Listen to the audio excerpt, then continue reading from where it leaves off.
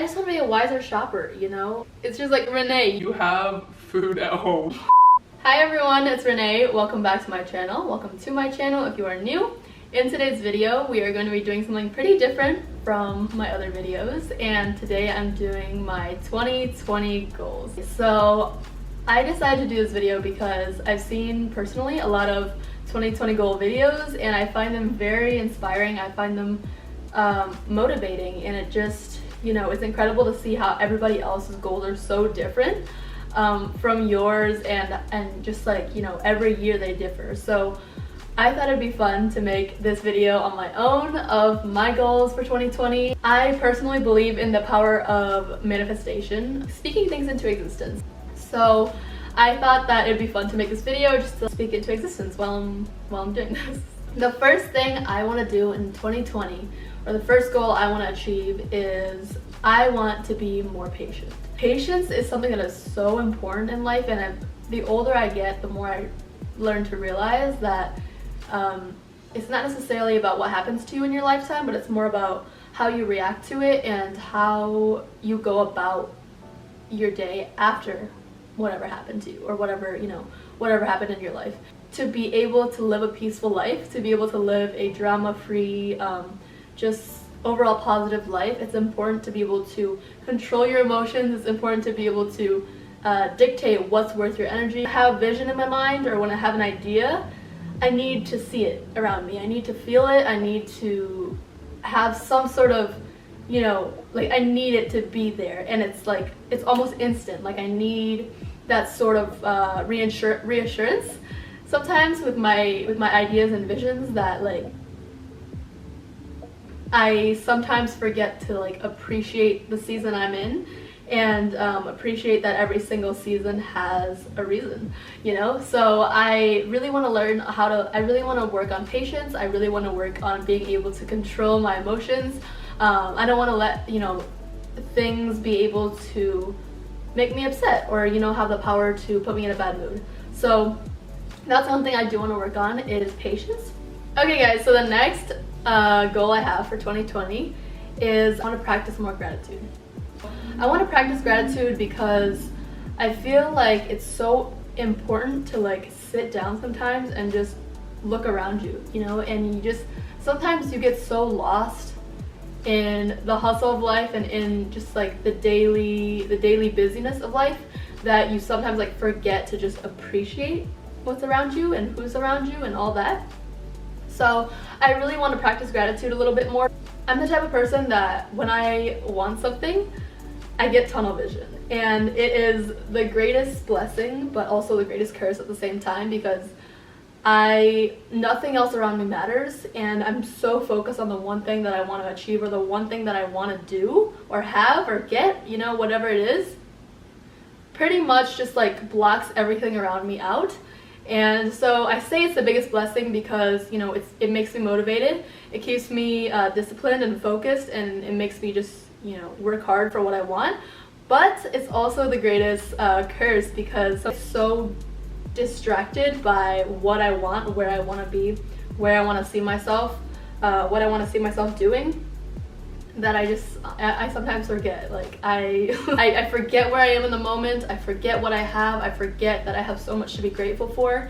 And so that's one thing I want to work on, is just being able to practice gratitude and just kind of appreciate my season, because every season has its blessing, or every season has its lesson, and every season matters. I didn't even write that down, but just appreciating the season. Every single path, every single goal has so many seasons that it requires to go through to get there, and I think every single season is so vital, and I sometimes forget that.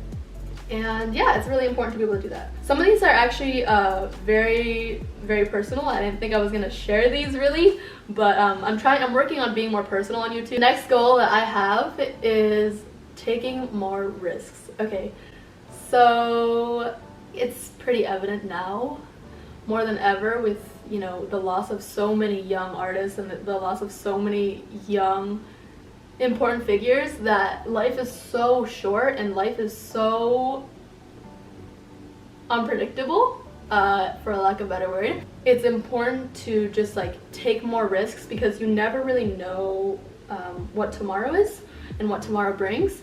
And so I want to be able to like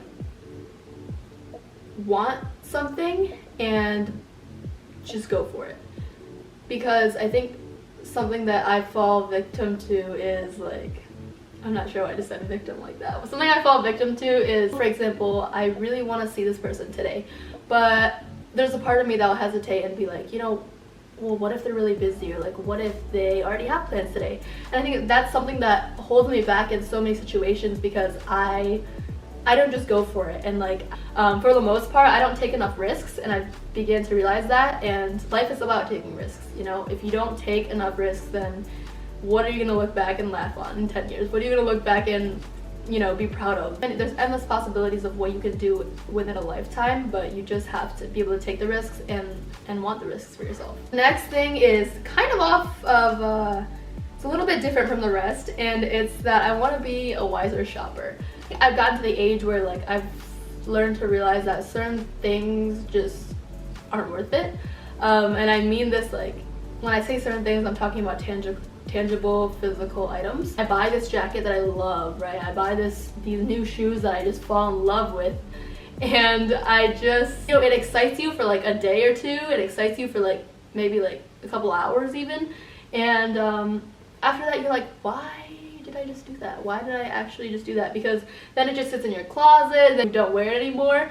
And it's just one of those things that, you know, it's like if I were just a wiser shopper, wiser consumer overall, then you don't have to deal with the further repercussions of having to get rid of it, or having to figure out what's the way to make best use of it. I want to keep some of them personal, and I want to keep some of them to myself. So these are just the ones that are most prevalent in my life. So the last thing is living in the moment. So in the age of social media, sometimes it's easy to just fall into the trap where you don't actually live in the moment. You start living in other people's lives and thinking, well, what is this person doing? What is this person doing? And also you start to live in the past just because, and in the future, just because, you know, we're lucky to be able to document everything that we do. You know, I do that a lot, I realize. Like, I think that's one of the main reasons that I'm so homesick sometimes. Originally from Ohio, I moved out to the West Coast when I was 17, which was 2 years ago, almost 3 years ago, and I don't think homesickness has gotten any better, if I'm being honest, at all. And I think one of the main reasons is like I'm in my head so much, and I don't live in the present moment. I'm always thinking, well, wow, I just saw my family 2 weeks ago, you know, and that was amazing, and I just saw my friends, and I just did this and that, and I wish I was there, you know. Or I'll think to myself, wow, I can't wait to go home in like 2.5 weeks. I can't wait to go home. I don't know, everything is too. I can't wait to go home in like a month. I tend to do that a lot, and it almost consumes me because I'm never mentally where I am physically, and I think that alignment is so important in order to have peace of mind. The less I use social media, the happier I am. Honestly, 100%. And so I try to reduce my usage of social media a little bit. I'm trying to live more in the moment and use social media a little bit less, but don't worry, I'm never gonna leave YouTube. I'm rambling a little bit, but YouTube is amazing because there's so much room for interaction, and although it's like a screen-to-screen interaction, it's not physical, it's like every time I come in here, I really feel like I'm talking to those of you watching, and I really feel like I'm talking to a person right in front of me. And you know, you can make those interpersonal connections. It's so much more than just a caption on Instagram. You know, it's so much more than just a 2D photo of yourself, because social media is so misleading, especially like Instagram. You know, it's gotten to the point where you know me on social media, but you don't really know me, you know what I mean? And it's like, if you don't know me personally, there's so many more layers to a person than their looks, and I feel like that's something that is so hard to bring about on Instagram. So I really like YouTube for that, because everybody can really express their personality, and like sometimes it's just hilarious because you can tell that people are really authentic on here, and people are really like, you know, they're just themselves. Like, for example, I watch Emma Chamberlain, she's hilarious. Also, I watch DDG, he's also really funny.